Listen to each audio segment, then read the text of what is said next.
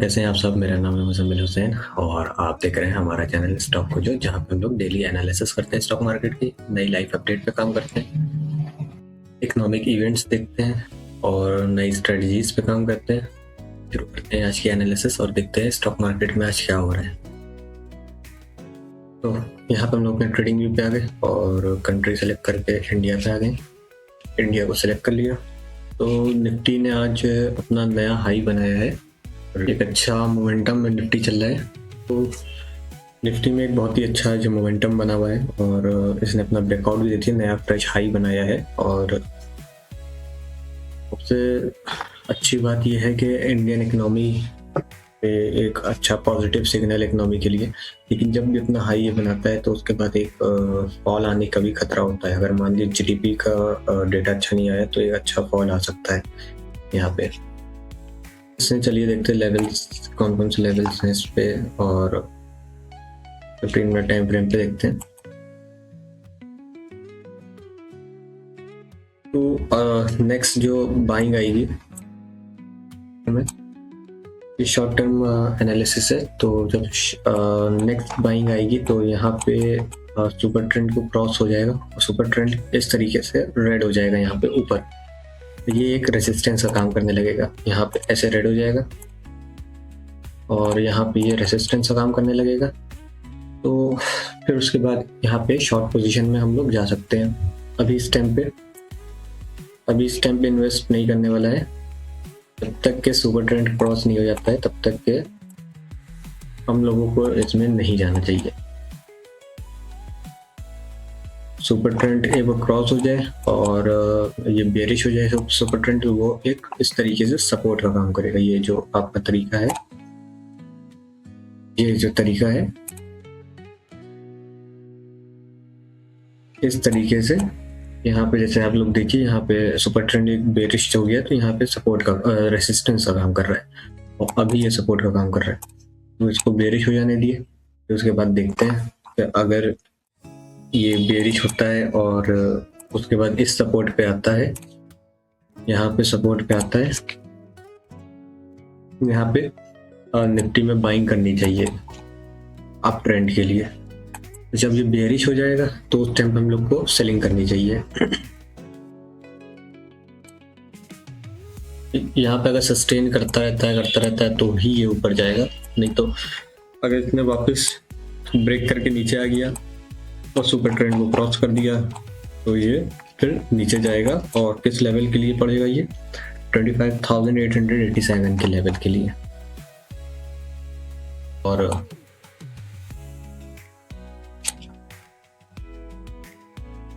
डम बना हुआ है और बैंक्स के स्टॉक काफी अच्छी ग्रोथ में है। तो इस वक्त बैंक निफ्टी में तो कुछ नहीं करने वाला है, 400 के लेवल पे ना आए, इस लेवल पे जो मार्किंग है तब तक के इसमें इन्वेस्ट नहीं करने वाला है। चाहे इसके ETF में करें, चाहे इसके फ्यूचर्स में करें, चाहे म्यूचुअल फंड में करें, इंडेक्स फंड में,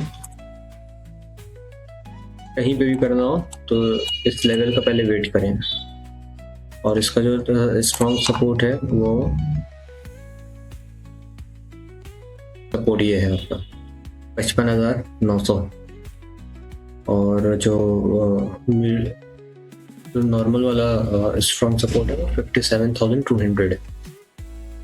तो यहाँ पे भी मार्केट अगर आती है तो ये पुल बैक यहाँ से इसको मिलेगा। चलिए निफ्टी इनवर्स को देखते हैं। निफ्टी इनवर्स में क्या पैटर्न्स बन रहे हैं जिसको हम लोग देख के काम कर सकते हैं। यहाँ पे निफ्टी का इनवर्स ओपन हो गया है और ये एक स्ट्रॉन्ग सपोर्ट पे बैठा हुआ है।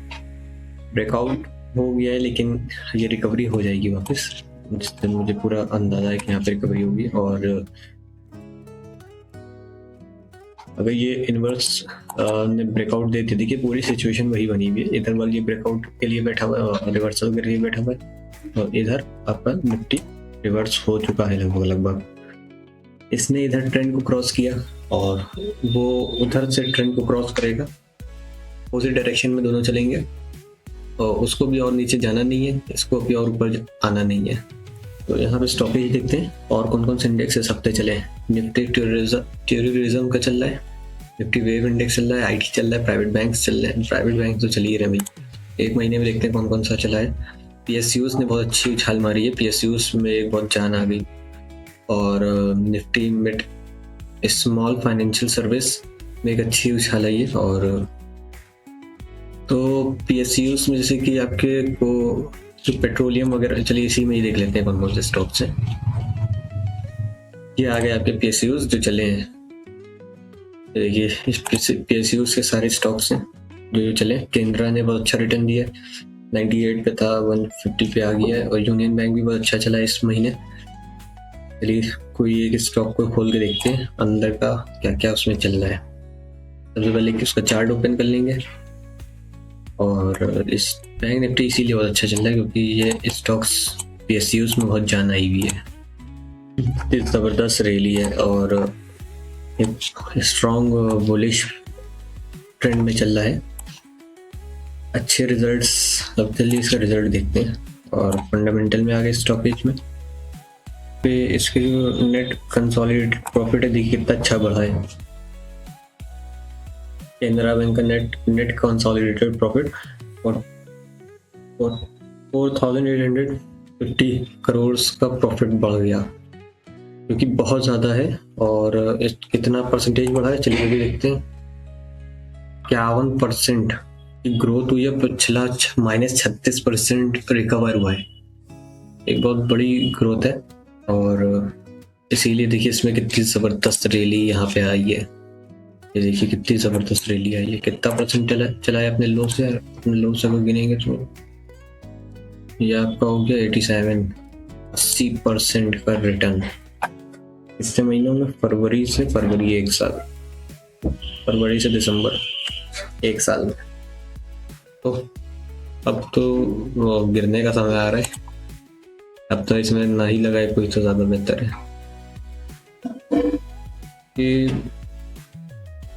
प्रॉफिट्स जो इसके हैं, एवरेज प्रॉफिट जो चल रहा था वो आपका 4,200 के आसपास था और गिरा था। फिर इसने रिकवरी अच्छी ली और इस बार भी इसमें एक अच्छी गिरावट आ सकती है अगर प्रॉफिट कम हुआ तो, क्योंकि प्रॉफिट पूरी स्टॉक मार्केट और रेशियो पे चलती है। और रेशियो अगर प्रॉफिट इसमें मान लीजिए 4,240 करोड़ का आया तो भी ये गिर जाएगा, क्योंकि इसका परसेंटेज गिर जाएगा।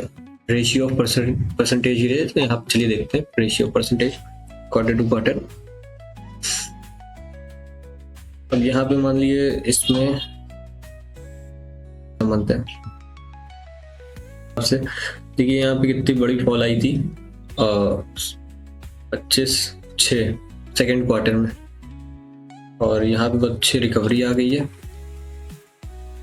इसमें दिखाई दे रहे हैं और एक बुलिश ट्रेंड में चल रहा है।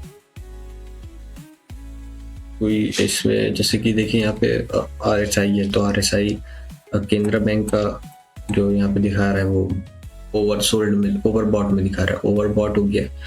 जो मूविंग एवरेज है ये ओवरबॉट है, अब RSI के नीचे है।